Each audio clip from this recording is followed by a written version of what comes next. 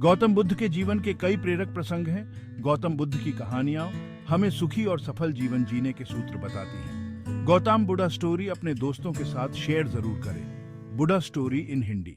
परेशानियां हर जगह हैं और हम परेशानियों से बच नहीं सकते, इसलिए सदा उनका सामना करें।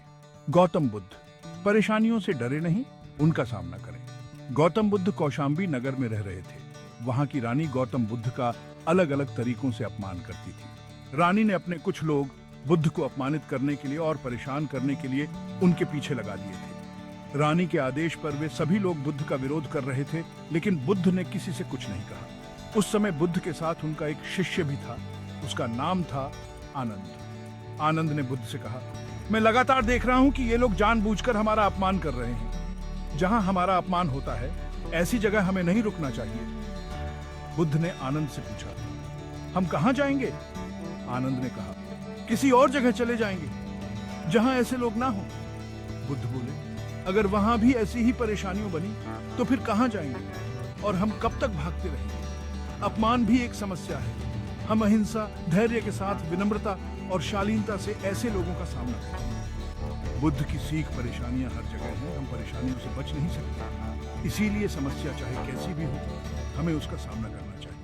किसी व्यक्ति के लिए पहले से ही कोई राय न बनाए। गौतम बुद्ध का एक खास शिष्य धम्माराम आश्रम में अपना काम करता और काम पूरा होने के बाद वह एकांत में चला जाता था। वह किसी से ज्यादा बातचीत भी नहीं करता था। जब धम्माराम एकांत में ज्यादा रहने लगा तो अन्य शिष्यों को लगा कि इसे घमंड हो गया है। शिष्यों ने बुद्ध से धम्माराम की शिकायतें करनी शुरू कर दी। एक दिन बुद्ध ने धम्माराम से सभी शिष्यों के सामने पूछा, तुम ऐसा क्यों करते हो? धम्माराम बोला, आपने कहा है कि कुछ दिनों में आप ये संसार छोड़े देंगे, तो मैंने ये विचार किया है कि जब आप चले जाएंगे तो हमारे पास सीखने के लिए क्या रहेगा।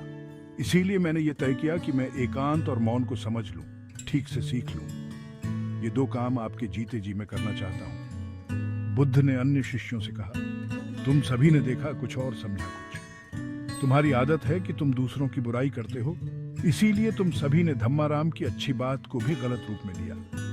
बुद्ध की सीख, हमें किसी व्यक्ति को ठीक से जाने बिना उसके बारे में कोई राय नहीं बनानी चाहिए।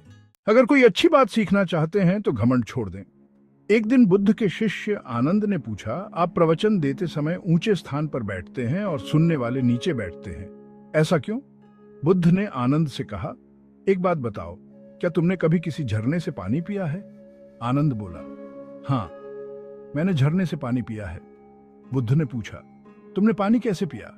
आनंद ने कहा, झरना ऊपर से बह रहा था, मैं झरने के नीचे खड़ा हो गया और पानी पी लिया। बुद्ध बोले, अगर झरने से पानी पीना है तो नीचे ही खड़े होना पड़ेगा।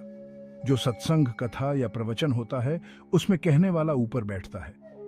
उस कथा का संदेश ग्रहण करना है तो सुनने वाले को नीचे ही बैठना होगा।